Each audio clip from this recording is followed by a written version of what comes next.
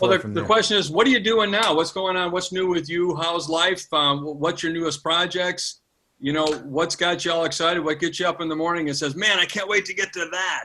Sure, sure. Yeah. What's new Well, with you? yeah. Well, as you know, we're in a crazy kind of once in a lifetime, hopefully, zone. We're dealing with this reality that now we've been, we're talking 4 or 5 months of this. It's crazy. No one expected it would still be going like this. But, I've canceled multiple tours, of course. So that's been, I wouldn't say disastrous because for me, I'm about to get to the fact that it's actually been an interesting experience. I'm trying to keep a positive outlook on it. And you could also argue that once in a lifetime, we have a chance to be this reflective and have this Oh, moment of absolutely. almost like a break in life. And for me, it's kind of an interesting time, to be in my 40s and have that go through that. It's like kind of midlife, moment, Yeah.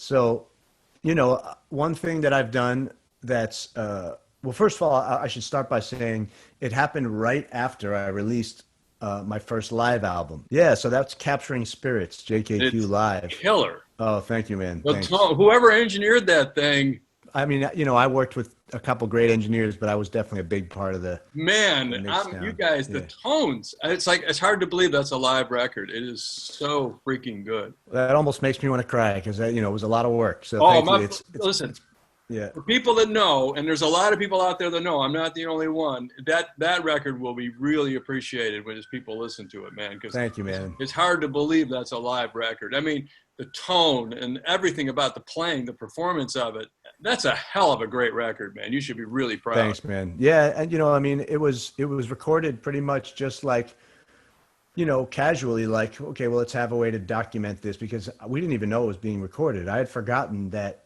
it was in the contract that the venue was going to record a board tape, So it was one of those Wow. things where we finished the gig and I said, oh man, I wish we recorded this.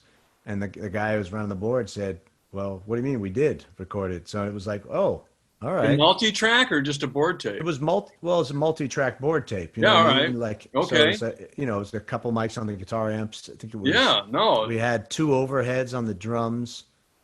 I think that's it. I don't think we had a kick drum. Maybe we had a kick and two overheads. Maybe it was just that. And then the I don't bass, we know. had one mic on the bass and a DI.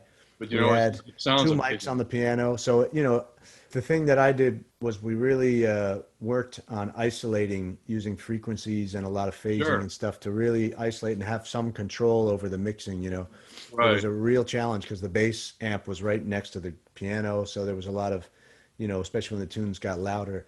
So it was a lot of work, but I just thought the performance, had something that none of my other albums had. And I realized now I may do all live albums. I And mean, I love live records. If I go listen to an artist, and I have to listen to a lot of artists, I want to hear their live stuff because that's what they really do. yeah, and Lonnie's always, I work with Dr. Lonnie Smith, and he's always told me that he's just like, oh, the real stuff is in the live recordings. Yeah. So, I finally came around to it. When you're as picky as I am, it's hard, But I realized the secret is just record a live album, but make sure they don't tell you they're recording. That's the secret.